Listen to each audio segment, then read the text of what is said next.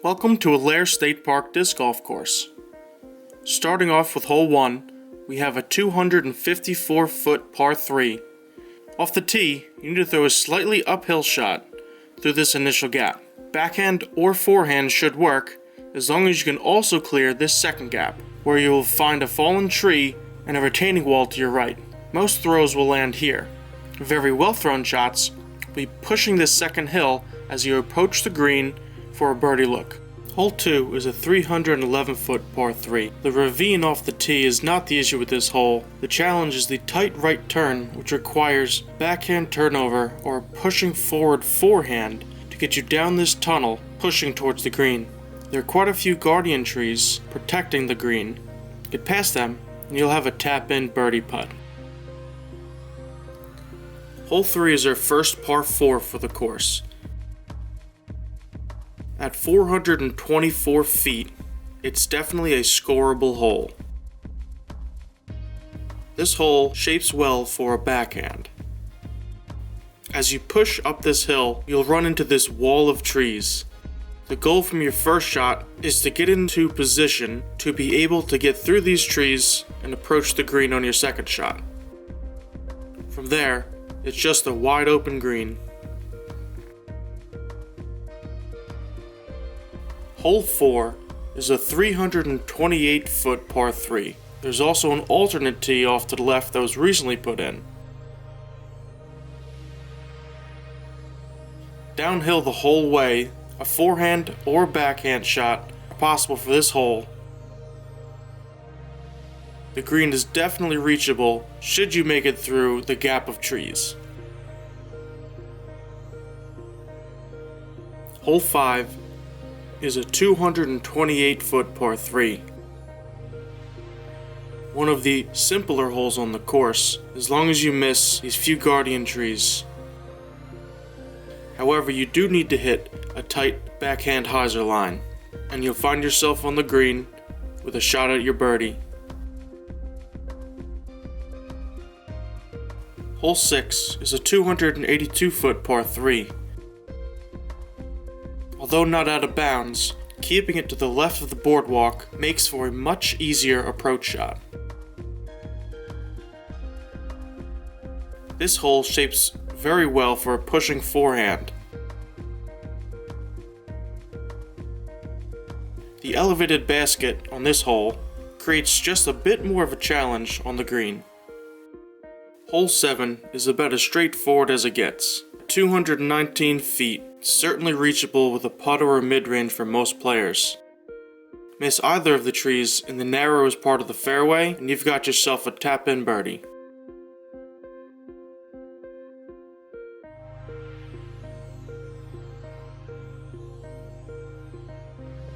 Hole 8 is the longest hole on this course by far.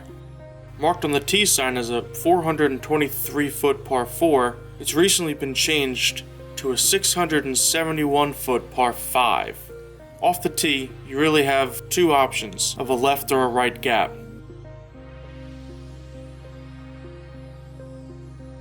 The results of your first throw will really dictate what you can do in your second throw. Regardless, staying on the fairway on this hole is key to being able to score.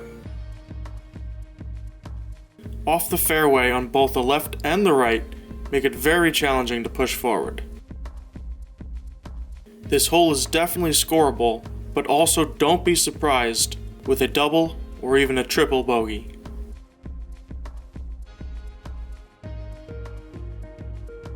Hole 9 is the second of a 3-hole stretch of par 4s and 5s on this course.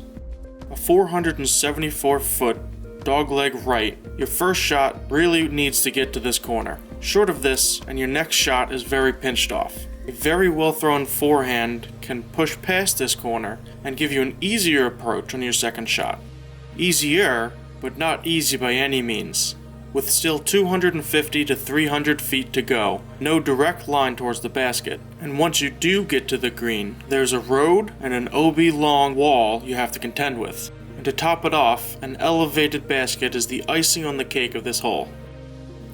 Finishing off this 3-hole difficult stretch, we have hole 10 at 454 feet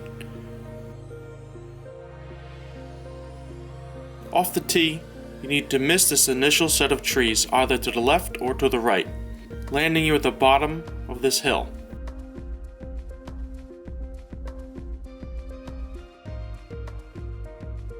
An uphill, right to left shot is what you need to approach the green on this hole. However, that's easier said than done.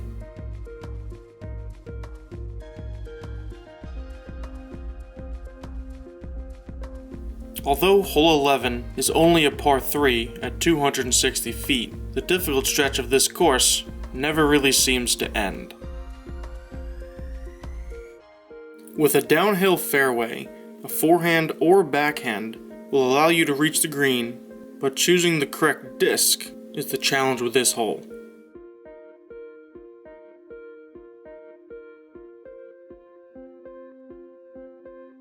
We go back up the hill on hole 12 with a 312-foot par 3. A right-hand backhand shot is your best bet on this hole.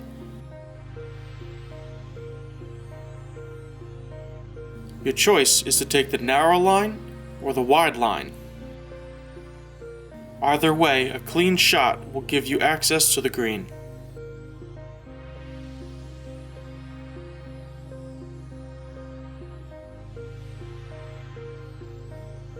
Hole 13 is another straightforward shot. Take your straightest putter or mid-range and attempt to traverse this tunnel.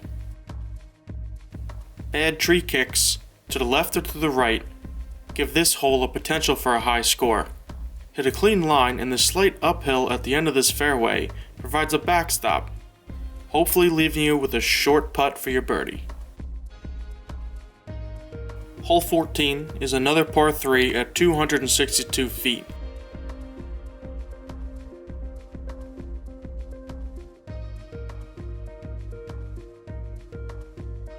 It features a tight left turn that requires a very stable backhand, or potentially even a skipping driver shot to reach the green in one.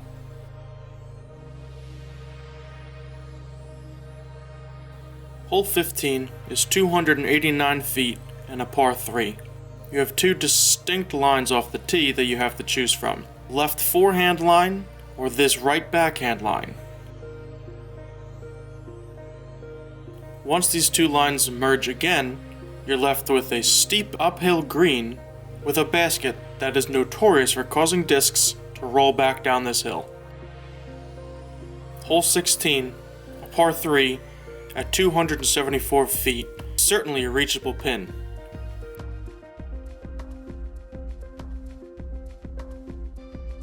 A straight shot with a slight left fade is required.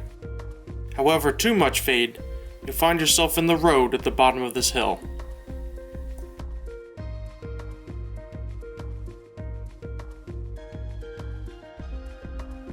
At 178 feet, hole 17 is the shortest hole on this course. However, it is by no means the easiest. Your tee shot needs to land on this island green, otherwise you'll be sent to the drop zone. From there, you have a nerve-wracking 25-foot par save to an elevated basket. Our last hole is a par 4 at 406 feet. Off the tee, you have a tunnel shot with an even tighter gap to get out into the field.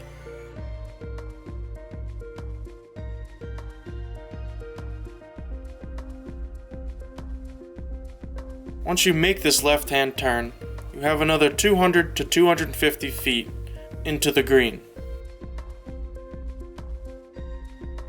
With a good upshot, this hole is very scoreable.